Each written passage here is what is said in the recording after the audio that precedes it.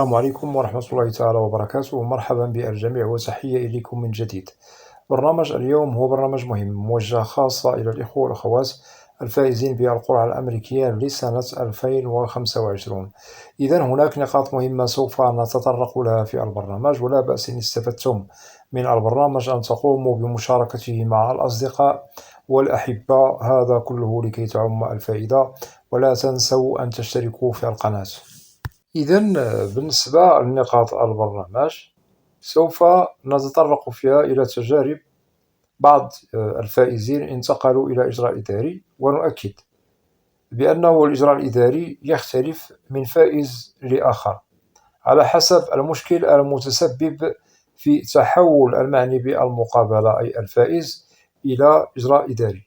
ونؤكد بأنه هذا الإجراء أسبابه مختلفة، وكذلك نؤكد أن البعض فقط من الفائزين بالقرعة الأمريكية قد تحولوا لهذا الإجراء الإداري ما بعد المقابلة. وسبق أنه وضحت نقاط مهمة عن الإجراء الإداري الذي ينتقل له بعض الفائزين بالقرعة ما بعد المقابلة بالسفارة الأمريكية. ممكن لكم العودة إلى هذه البرامج وسوف تستفيدوا أكثر وأكثر.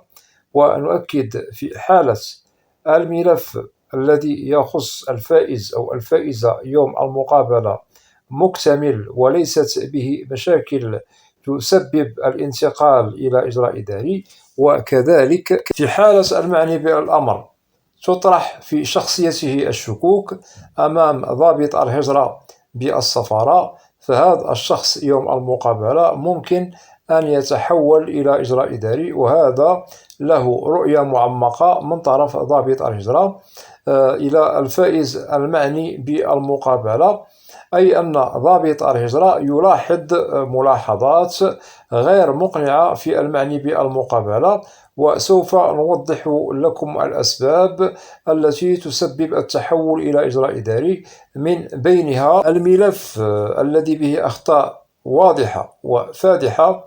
نقصد هنا التلاعب في المعلومات والبيانات التي تطرح الشكوك، كذلك عدم وجود وثيقة مهمة مطلوبة يوم المقابلة بملف المعني بالطبع بالمقابلة بالسفارة الأمريكية، كذلك الإجابة عن الأسئلة بدون إقناع، كذلك الكذب والتزوير في الوثائق، كذلك ممكن أن تطرح أو يطرح الشكوك في اسم الفائز أو الفائزة، الشك كذلك المطروح في سيرة المعني بالأمر، التناقض الواضح في الإجابة الغير المشابهة للمعلومات والبيانات التي ملأها الفائز أو الفائزة في استمارة الدائس سابقا، كذلك الاشتباه في الإقامة التي تعنى بالفائز خارج بلده الأم، كذلك نسيان وثيقة مهمة مطلوبة من ضمن الوثائق التي نرفقها معنا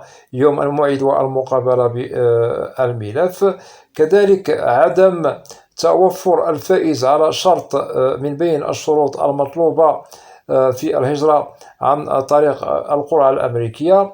واللائحة هي طويلة التي تتعلق بمسببات الانتقال إلى إجراء إداري يوم المقابلة، ونؤكد بأنه ذكرنا البعض منها، وهذه النقاط التي ذكرنا بأنها هي التي تتسبب في انتقال الفائز أو الفائزة إلى إجراء إداري يوم الموعد والمقابلة تظل مهمة، وهذا عن تجارب مر بها فائزون وفائزات انتقلوا وتحولوا إلى إجراء إداري.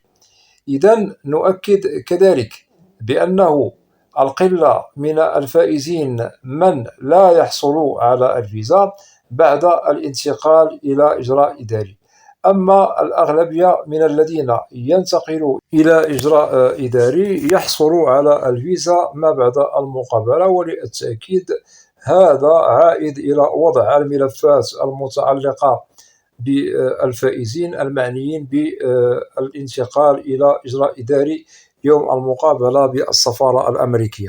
وسوف يطرح التساؤل عن المدة التي ممكن أن يستغرقها الإجراء الإداري ما بعد المقابلة. نؤكد هناك ملفات قد تأخذ من 60 يوما وما فوق، هذا على حسب المشكل المتسبب في تحول الفائز أو الفائزة إلى إجراء إداري يوم المقابلة. إذا مدة هذا الإجراء تختلف من فائز إلى فائزة ومن ملف إلى ملف آخر، ويجب على الفائزين المعنيين بالأمر أن لا يقلقوا من هذا الشأن.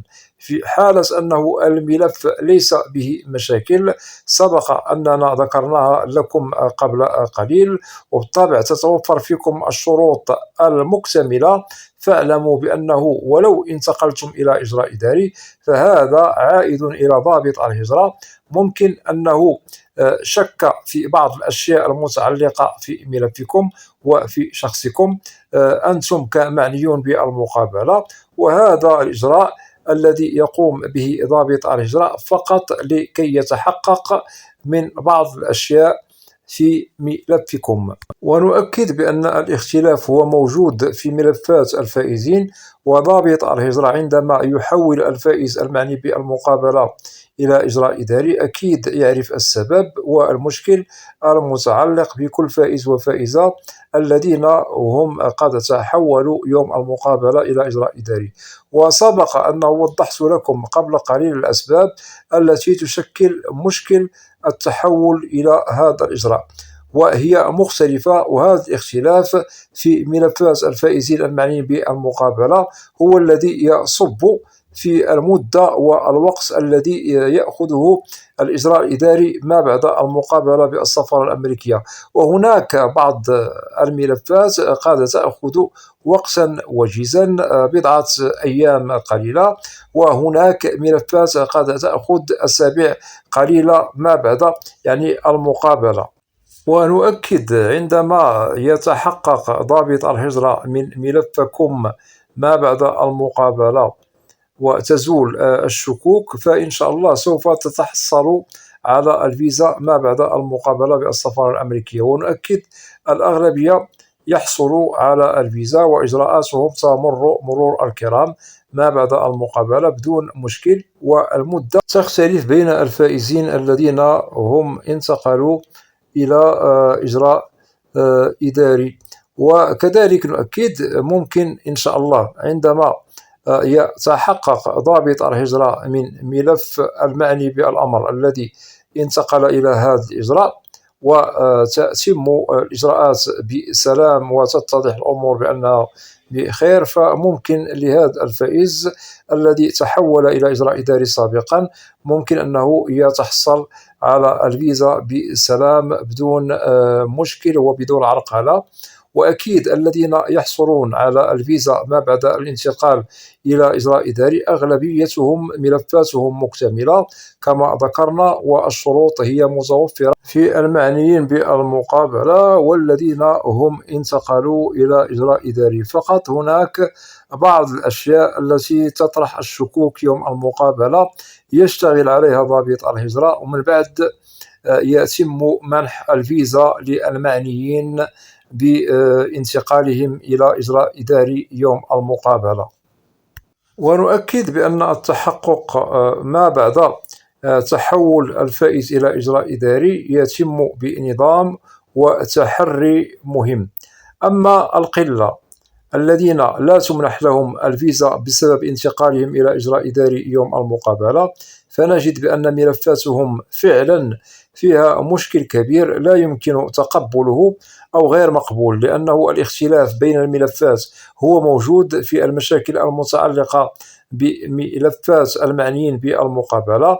فإن وجدت الأشياء المشكوك فيها والواضحة والغير المقبولة في ملف المعنيين بالأمر بالطبع اتضحت لدى ضابط الهجرة، ونؤكد بأن هذه المشاكل المسببة في مشكل التحول إلى إجراء إداري هي فعلا موجودة ومؤكدة.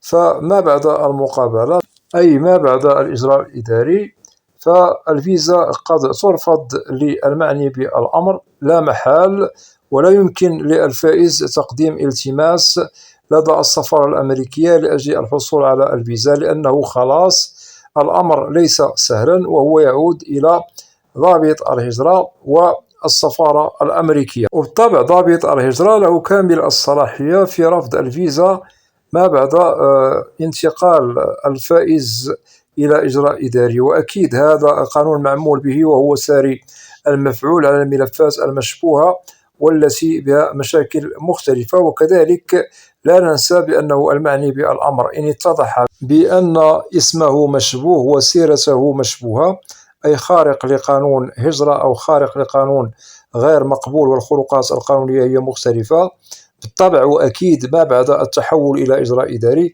المعني بالمقابلة والذي تتوفر فيه هذه المشاكل سوف ترفض له الفيزا بدون نقاش، ولا يمكن تقديم التماس للحصول على الفيزا، لأنه ضابط الهجرة عمله هو التحري على كل صغيرة وكبيرة تتعلق بالفائز يوم الموعد والمقابلة بالسفارة الأمريكية. وأكيد كذلك ما بعد الإجراء الإداري ضابط الهجرة يشتغل على معرفة مكان من الخطأ في الملف وفي المعني بالأمر الذي سبق أنه قد أجرى مقابلته وانتقل إلى إجراء إداري. ونؤكد بأن القلة من هم لا تمنح لهم الفيزا ما بعد انتقالهم إلى إجراء إداري، والأسباب مختلفة من فائز لآخر.